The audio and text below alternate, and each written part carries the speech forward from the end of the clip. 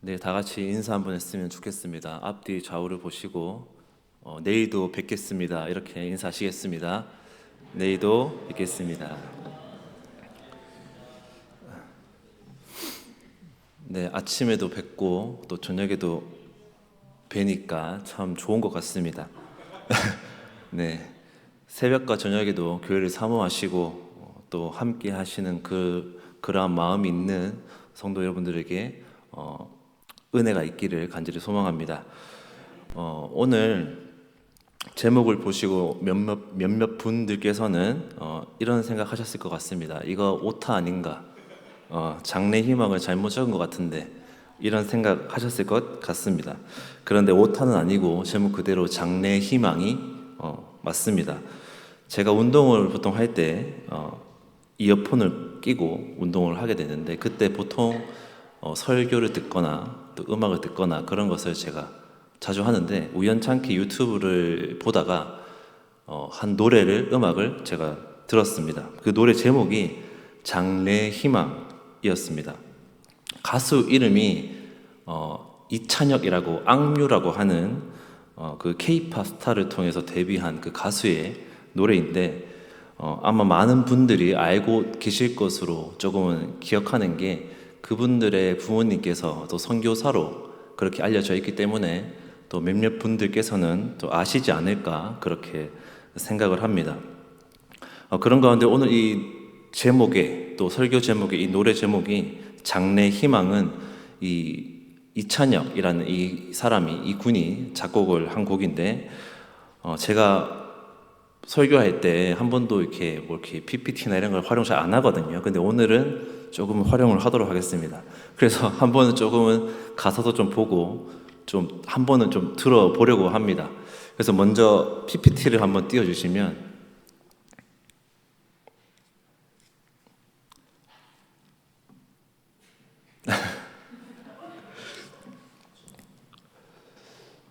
네, 제목이 장래의 희망입니다. 장래 희망이라는 제목이 어떤 의미냐면 이런 겁니다. 내 장례식은 이러했으면 좋겠다. 장래에 이러했으면 좋겠다라는 그런 희망을 담은 그런 것으로 가사가 나오는데 첫 번째 보시게 되면 이렇습니다.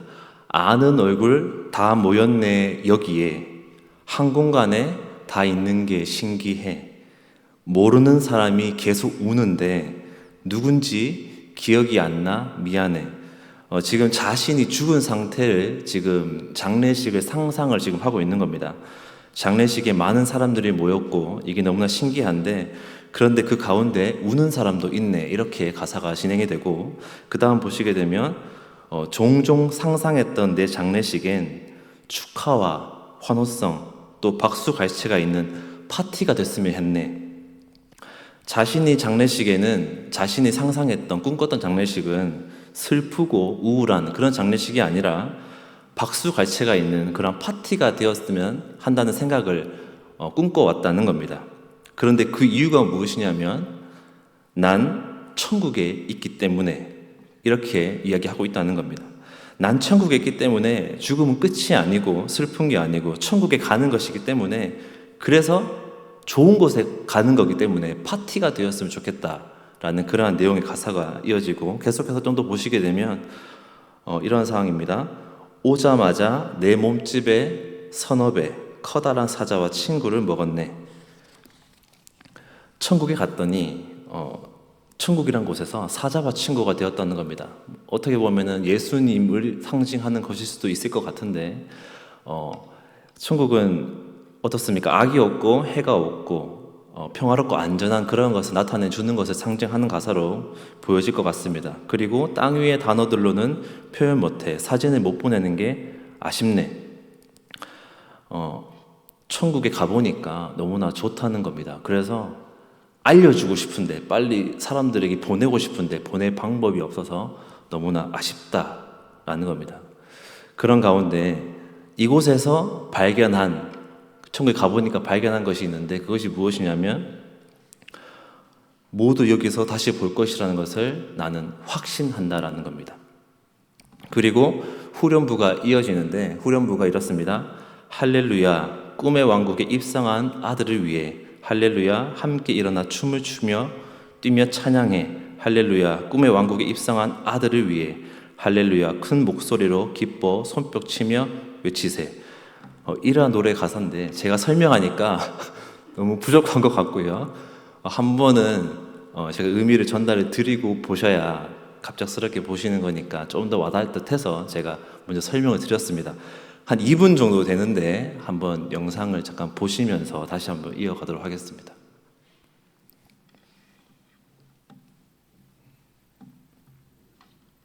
여기에 한 공간에 다 있는 게 신기해.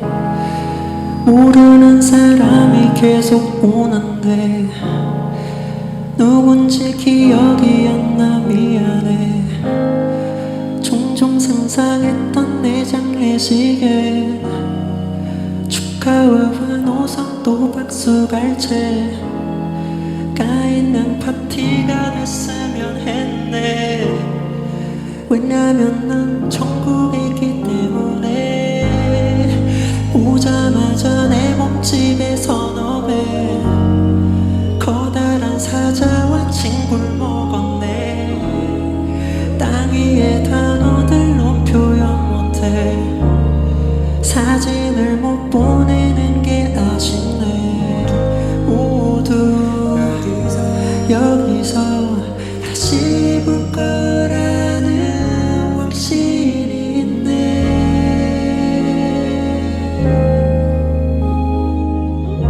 내 맘을 가져온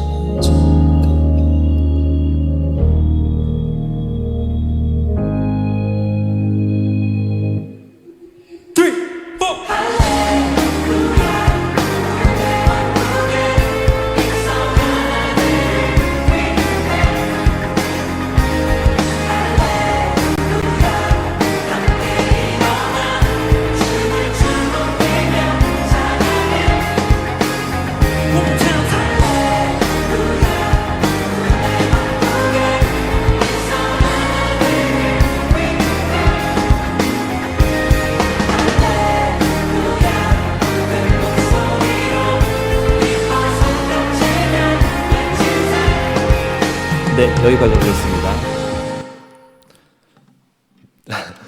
네, 제가 처음 시도해서 참 죄송한데 네, 보시면 어떻습니까? 약간은 제가 이걸 들으면서 조금 느낌이 뭉클하기도 하고 신기하기도 하고 천국을 상상하게 되기도 하고 너무 기분이 좀 오묘한데 좋았거든요. 그래서 또 이렇게 너무 춤추고 천국을 바라보는 그 모습이 한 번쯤은 공유하고 싶어서 제가 좀 어렵게 결정을 해서 이렇게 해봤습니다. 여기까지만 하는 걸로 하고 다음부터는 안 하도록 하겠습니다. 네. 네, 제가 이 곡을 처음에 듣고 계속해서 제가 매일마다 지금 듣고 있는 가운데 있는데 들을 때마다 좋아서 듣고 있습니다. 곡 자체가 좋은 것도 있지만 하나님 나라와 천국을 이렇게 사람들에게 전하게 되기도 하고 느끼게 하는 것에 무언가 느껴지는 게 있는 것 같아서 제가 이것을 더욱더 듣게 되었던 것 같습니다. 그래서 이것을 듣다가 제가 오늘 말씀을 좀 전하면 좋겠다 그렇게 해서 제가 오늘 설교 제목과 주제로 제가 가지고 왔습니다. 사실 이거 하면서 제가 구상을 많이 했거든요. 그래서 기도회 때는 좀 더 밝은 찬양으로 막 그렇게 해보려고 했는데 오늘은 아쉽게 찬양이 없습니다. 그래서 약간 아쉽긴 하지만 다음에 기회가 있으면 하도록 하겠습니다. 그래서 오늘은 이 중심으로 한번 말씀을 짧게 간략하게 한번 나누어 보려고 합니다. 잠시 나누는 오늘 말씀에도 또 크고 작은 큰 은혜가 있기를 소망합니다. 전에 제가 TV를 보다가 한 의사분께서 응급의학과 의사분께서 한 이야기를 들었습니다. 그분이 자신은 응급의학과다 보니까 누구보다 죽음을 많이 목격한다고 이야기했습니다.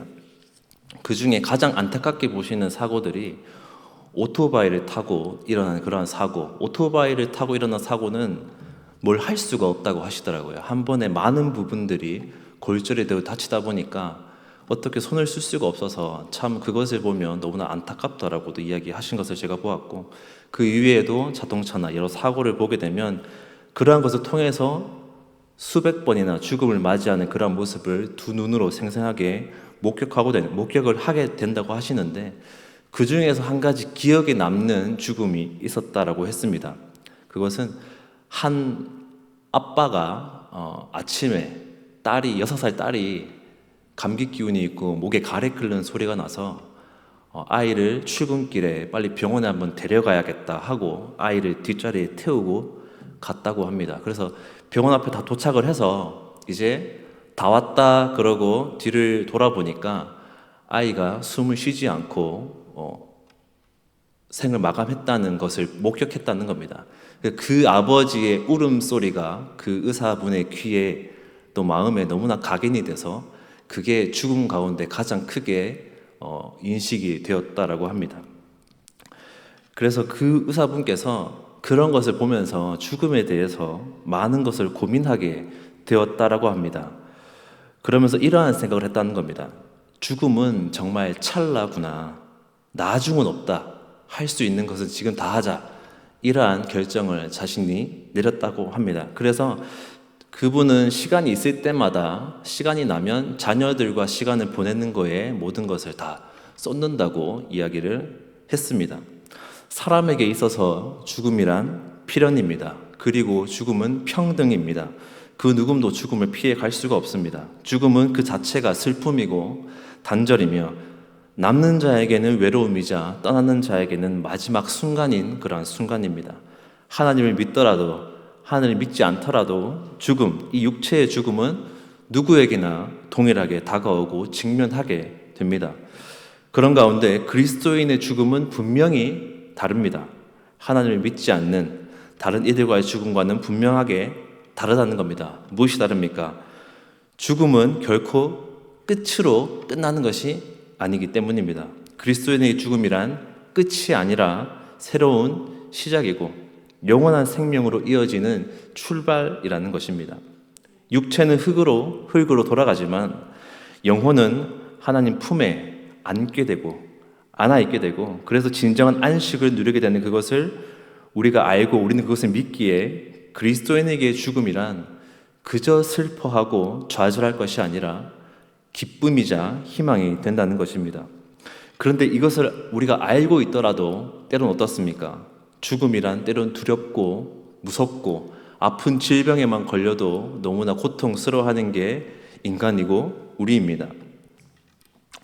그래서 죽음이란 새로운 시작이자 영원한 생명의 영원한 시작이자 새로운 생명의 시작이기에 기뻐야 할 것은 분명하지만 인간에게 우리에게 너무나 슬프고 아픔처럼만 크게 다가옵니다. 그런 가운데 오늘 본문을 살펴보려고 하는데요. 오늘 본문에도 보시게 되면 죽음을 맞이한 한 인물이 등장을 합니다. 그리고 그것을 보고 슬퍼하는 사람들이 있는 것을 보게 됩니다. 그런데 이 모습을 예수님께서 보시고 죽음에 대한 정의를 새롭게 내려주시는 그러한 장면도 보게 됩니다. 이것을 오늘 요한복음 11장에서 확인할 수가 있는데 11장 17절을 먼저 한번 보도록 하겠습니다. 제가 읽도록 하겠습니다. 예수께서 와서 보시니 나사로가 무덤에 있은지 이미 나으리라. 성경을 통해서 보게 되면 예수님은 나사로와 아주 가까운 친구 사이였던 인물인 것을 알 수가 있습니다. 그리고 이 나사로에게는 마리아와 마르다의 동생도 있었는데 예수님은 이들과도 매우 친밀하게 가까이 지냈다라고 성경을 통해서 보면 알 수 있게 되고 11장 5절에 보시면 그들을 또한 사랑하셨다라고까지 표현을 하고 있습니다.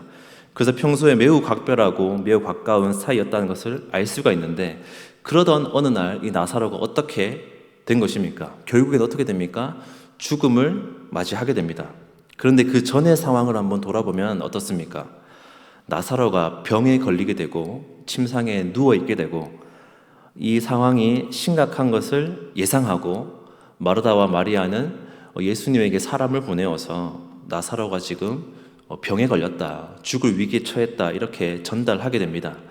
그런데 나사로의 이 소식을 들은 예수님께서는 어떻게 하십니까? 어떻게 대답하셨습니까? 그거는 죽을 병이 아니다. 하나님의 영광을 위한 것이다. 또 나아가서는 자는 것이다. 이렇게 말씀하셨다는 겁니다. 그리고 예수님께서는 이렇게 말씀하시고 나사로가 있는 곳으로 가시지 않으시고 그곳에 더 머무르시고 이틀을 더 머물러 계십니다. 그런데 시간이 흐르고 흘러서 결국 나사로는 어떻게 됩니까? 죽게 됩니다. 그리고 시간이 또 흐르고 예수님께서는 나사로가 있는 베다니 지역으로 가시게 되고 지금 이 순간 나사로는 이제 오늘 말씀에서 죽은 지 사흘이나 지나게 된 그러한 시점에 지금 다다른 것입니다. 예수님께서 이제 이 베다니에 다시 오셨다는 소식을 듣고 한 사람이 다가옵니다. 누가 다가옵니까? 마르다가 예수님을 맞이하러 나와왔습니다. 그리고 마르다는 나와와서 예수님께 이렇게 이야기합니다. 21절 제가 있습니다. 주께서 여기 계셨더라면 내 오라버니가 죽지 아니하였겠나이다. 이 말이 무슨 말입니까? 어떠한 심정으로 이야기한 것이겠습니까? 왜 지금 오셨습니까? 오셨으면 살았을 텐데 왜 이렇게 늦게 지금에야 오셨습니까? 라는 의미가 담겨 있지 않겠습니까? 이 말을 하는 마르다의 억양을 우리가 정확하게 알 수는 없지만 분명히 그러한 억양이 숨겨져 있었다라는 것을 우리가 한번 짐작을 하게 되는 겁니다. 그런데 그럼에도 분명한 것은 마르다의 말에는 어느 정도의 원망과 아쉬움이 분명히 내포되어 있었다는 표현이라는 것입니다. 분명히 작은 원망, 작은 책망이 있었다는 겁니다. 하지만 지금은 또 어떻습니까? 시간이 조금은 지났습니다. 아무리 슬픔에 빠지더라도 시간이 조금 지나게 되면 진정되는 게 사람인 것을 우리가 알 수 있는데 지금 나사로가 지금 죽은 지 사흘이나 지난 그러한 시점입니다. 그래서 조금은 슬픔에 덜 잠겨 있는 마르다가 아니었을까 하는 생각이 들기도 하는 가운데 22절에 보시게 되면 마르다가 이제 이렇게 이야기하는 것을 보게 됩니다. 22절 말씀을 함께 읽겠습니다. 그러나 나는 이제라도 주께서 무엇이든지 하나님께 구하시는 것을 하나님이 주실 줄 아나이다. 마르다가 무엇을 말합니까? 예수님께서는 무엇을 구하시든지 이루어질 것을 제가 압니다라고 말합니다. 무슨 표현입니까? 예수님께서는 무엇이든지 하시고자 하시면 그게 이루어진다는 거 제가 알고 있습니다 라는 겁니다. 그런데 이 말을 하는 이 마르다의 표현에 숨겨진 의미를 더 정확하게 알려면 뒤이어서 이어지는 예수님과 마르다의 대화를 보게 되면 여기에 숨겨져 있는 의미를 더욱더 명확하게 알 수가 있습니다. 23절, 24절을 한번 같이 또 읽어보도록 하겠습니다. 시작. 예수께서 이르시되 내 오라비가 다시 살아나리라. 마르다가 이르되 마지막 날 부활 때에는 다시 살아날 줄을 내가 아나이다. 마르다는 예수님이 무엇이든지 구하시면 이루어질 것이라는 것을 제가 압니다. 하나님께서 이루어 주실 것을 제가 압니다라고 했습니다. 그리고 예수님은 그 다음에 어떻게 말씀하셨습니까? 나사로가 살아나리라 하셨습니다. 그런데 마르다의 이어지는 반응이 무엇입니까? 네, 제가 압니다. 마지막 날 부활 때에는 제가 살아날 줄을 제가 알고 있습니다 라고 말합니다. 지금 마르다는 나사로가 다시 살아날 것이라는 예수님의 말씀에 어떻게 반응하고 있습니까? 지금 살아날 것이라고 생각하고 있습니까? 아니면 나중에 먼 훗날 그때 살아날 것이라고 생각하고 있습니까? 지금 마르다는 먼 훗날에 일어날 일을 지금 이야기하고 있다는 겁니다. 예수님이 다시 이 땅에 오시는 그날, 산자와 죽은 자 모두 의의 심판을 받게 되는 그날, 그때에 다시 살아나게 될 것이라는 것은 자기도 알고 있다는 겁니다. 그런데 이러한 마르다의 반응에 이제 예수님께서는 마르다의 잘못된 것을 지적하시고 교정하여 주시는 것을 보게 됩니다. 그게 25절, 26절입니다. 25절, 26절도 함께 읽도록 하겠습니다. 예수께서 이르시되 나는 부활이요 생명이니 나를 믿는 자는 죽어도 살겠고 무릇 살아서 나를 믿는 자는 영원히 죽지 아니하리니 이것을 내가 믿느냐. 예수님께서는 마르다의 무엇을 잘못되었다라고 보셨고 무엇을 부족하다라고 보셨고 무엇이 없다라고 보셨겠습니까?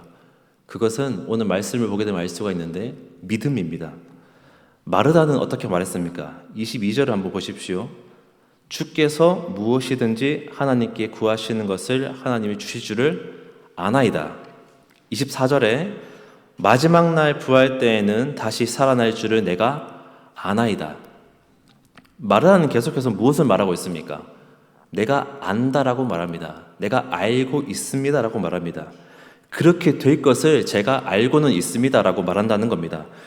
그래서 마르다의 주님은 무엇이든지 할 수 있습니다라는 고백은 확신에 근거한 고백이 아니라는 것이고 믿음의 고백이 아니라는 것이고 그저 알고 있는 지식에 머무르는 그러한 고백과 신앙의 표현이었다는 겁니다. 그래서 예수님께서는 말씀하시는 겁니다. 나는 부활이요 생명이니 나를 믿는 자는 영원히 죽지 아니하리니 네가 이것을 믿느냐? 라고 다시 되물으시는 것입니다.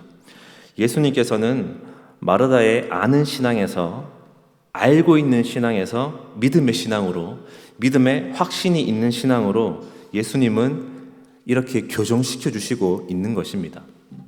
그러자 이제 마르다는 어떻게 고백을 합니까? 27절 말씀 또한 함께 읽겠습니다. 이르되 주여 그러하외다. 주는 그리스도시요 세상에 오시는 하나님의 아들이신 줄을 내가 믿나이다. 이제 마르다의 고백이 어떻게 바뀌었습니까? 아는 신앙에서 알고 있는 신앙에서 믿음의 신앙으로 믿음을 고백하는 신앙으로 믿음을 확신하는 신앙으로 바뀌게 되었음을 보게 되는 것입니다. 성도 여러분, 영원한 생명 구원은 우리의 힘으로 얻는 것도 아니고 우리의 알므로 얻는 것도 아닙니다. 오직 믿음으로 고백할 때 우리에게 주어지는 하나님의 은혜가 바로 이 믿음이자 구원입니다. 입술의 고백과 마음의 믿음이 하나가 되고 결합이 될 때 그때 영원한 생명은 시작이 된다는 것입니다. 이제 이후에 나사로가 어떻게 되었습니까? 나사로는 살아났습니다. 하지만 나사로는 인간이지 않습니까? 제2의 죽음을 맞이했을 나사로입니다. 성경에 기록이 되어 있지는 않지만 나사로는 다시 한번 죽음을 맞이했을 겁니다. 그리고 결국에 어떻게 되었겠습니까? 천국에서 다시 한번 예수님과 또 마르다와 마리아와 나사로는 다시 만나게 되었을 것을 상상을 해봅니다. 제가 이것을 준비하면서 한 가지 든 생각이 있습니다. 그것은 천국을 우리가 복음을 전하고 하는 것에 있어서 천국은 가기 위해서 하는 것이 아니라 그곳에서 다시 만나기 위해서 우리가 전할 수 있는 것일 수 있겠다라는 생각을 하게 되었습니다. 그래서 제 개인적으로 이것이 천국의 큰 의미가 아닐까 하는 생각 제가 했다는 겁니다. 그래서 이 구원은 믿는 우리에게도 믿지 않는 그들에게도 또 위안의 메시지이자 희망의 메시지가 될 수 있겠다라는 것이 기억이 됩니다. 오늘 제가 조금은 어색할 수 있을 법한 제목과 또 내용으로 조금은 전달을 드렸는데 그런 가운데도 마지막으로 한 가지 해보았으면 하는 것이 있습니다. 그것은 뭐냐면 한번 상상을 해보자는 겁니다. 나의 장례식장 가운데 나의 사진이 놓여져 있고 그곳에 내 가족과 내 친구와 내 주위의 사람들이 한 곳에 모여있는 그 상상을 좀 해보자는 겁니다. 그리고 내가 천국에 갔을 때 이어지는 모습을 떠올려 보자는 겁니다. 아기가 독사의 굴에 손을 넣어도 안전한 그곳, 사자와 친구가 되는 그곳, 표범과 염소가 함께 누워서 뒹구는 그곳, 이러한 상상을 한번 하셨을 때 이 상상이 당연하게 여겨지시기를 간절히 소망합니다. 그리고 당연하게 그려지시기를 바라고 구원받았기에 우리는 그것을 믿기에 그리고 우리는 천국에 있을 것이기에 이것을 확신하시는 성도 여러분 되시기를 바라고 이러한 구원의 확신이 있기에 우리와 나의 장례식도 오늘 노래 가사처럼 파티가 되기를 원하는 그러한 바람이 우리에게 기쁨의 파티가 되기를 원하는 그런 바람이 우리에게 있기를 간절히 소망합니다. 그래서 그 기쁨과 확신, 기대와 바람이 모든 성도 여러분 마음속에 자리하고 죽음은 끝이 아니라 희망이기에 세상의 어떤 어려움과 때로는 질병의 고통으로 다가오는 그 죽음의 고통이 다가오더라도, 그 두려움이 다가오더라도 희망과 믿음과 구원의 확신으로 그 모든 것을 이기고 기쁨으로 나아가시는 수산의 모든 성도 여러분 한 분 한 분 되시기를 주님 이름으로 간절히 소망합니다. 기도하겠습니다. 하나님 아버지, 세상은 죽음이 끝이라고 말하지만 우리에게는 다시 시작이요 희망이라는 것을 우리가 기억합니다. 우리에게 더욱더 큰 구원의 확신이 있게 하시고 희망이 있게 하시고 큰 소망을 품고 나아가는 우리 되게 하여 주시옵소서. 모든 말씀 예수님 이름으로 기도합니다. 아멘.